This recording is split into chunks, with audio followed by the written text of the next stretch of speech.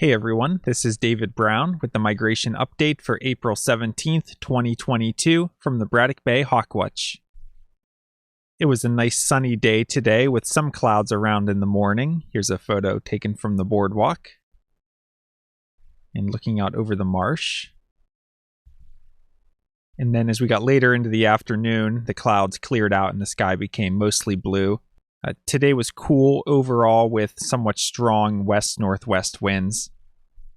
Here we have an immature bald eagle. This one looks like it's coming up on 2 years old.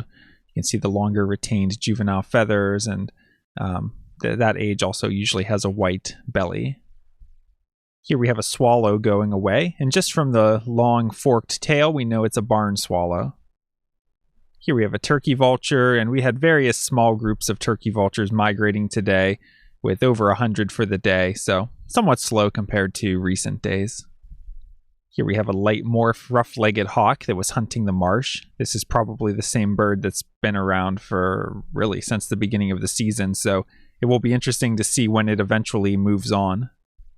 Here we have a northern harrier, and it's a juvenile. We see that there's no streaking on the upper breast or markings in the patagial area that we would see on adult females.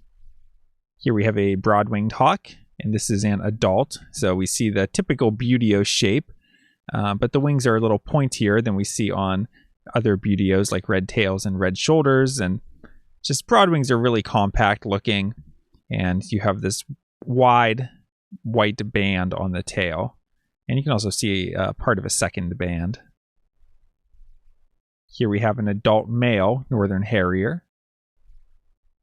Here we have an osprey, and we saw one like this maybe a few weeks ago, and it's the females that really show this necklace. Here we have a Bonaparte's gull, and some of the Bonapartes we're seeing have these completely dark heads. Others have the white head with a dot behind the eye, but just the small size and especially this wing pattern are the easiest ways to identify Bonaparte's gulls. So black only at the very tips of the feathers, and the outer feathers are a little bit whiter than the rest of the feathers. Here we have an adult bald eagle, and you can see it looks like it's maybe growing in a new feather here. Here we have another northern harrier, but this one is an adult female, so we can see that it has quite a bit of streaking on the upper to mid breast area and a little bit of markings in the patagial area. Here we have a golden eagle, and this one really has a lot of white on the tail. Not all of them show this much. This one looks almost mostly white with just a little bit of black at the tip. Can almost make out the white patches in the photo here, although that might just be my imagination. But overall, small-headed, big tail, white patches in the wings. So somewhat difficult to identify just from the photograph, but seeing it in the field, I was more confident in the ID. Here we have another look at a soaring broad-winged hawk, so just that classic silhouette with the somewhat pointed wingtips. Again, the wingtips are only made of 4 feathers. 1, 2, 3, 4. Gives it a really pointy look. And again, we see that really broad white stripe on the tail. And we see there's no patagial markings, or I guess there's a little bit of something there, but it's not the dark patagial bars like we see on red-tailed hawks.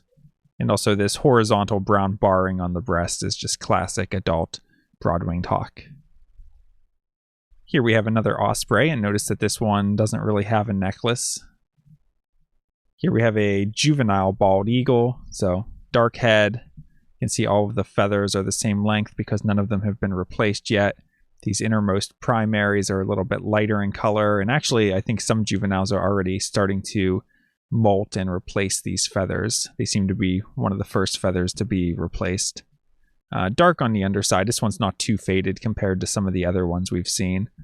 And anytime you see white in this wing pit area, that's a bald eagle. Golden eagles don't have white in this area. And here we have one of the 2 sandhill cranes that we saw today. If we take a look at eBird, today I saw 54 species.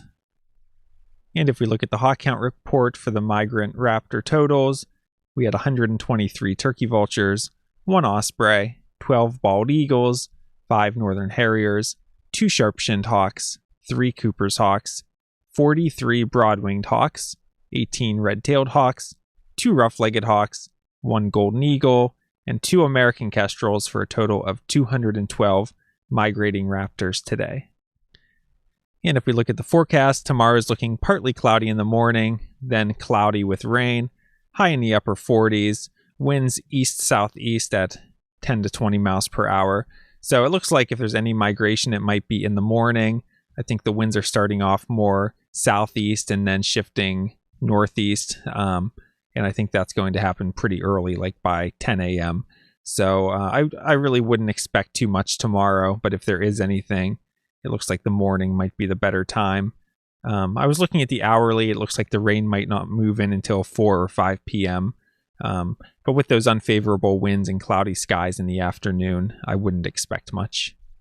For Tuesday, we're looking at cloudy with rain and snow early, then becoming windy with rain showers, high in the mid-40s, winds west at 20 to 30 miles per hour. So a lot of factors working against us. Just the clouds and the precipitation aren't good. Westerly winds can be okay, but 20 to 30 miles per hour is stronger than we would like, so wouldn't expect much for Tuesday either. For Wednesday, it's looking sunny with a high in the upper 40s, winds west-northwest of 15 to 30 kilometers per hour, or 10 to 20 miles per hour. So that's looking kind of similar overall to today, actually.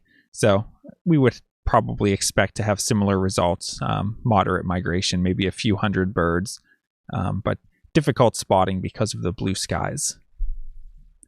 All right, that's it for today. If you liked this video, please hit the like button and be sure to subscribe and hit the notifications bell so you don't miss any of these daily updates from the Braddock Bay Hawk Watch. This is David Brown. Thanks for watching.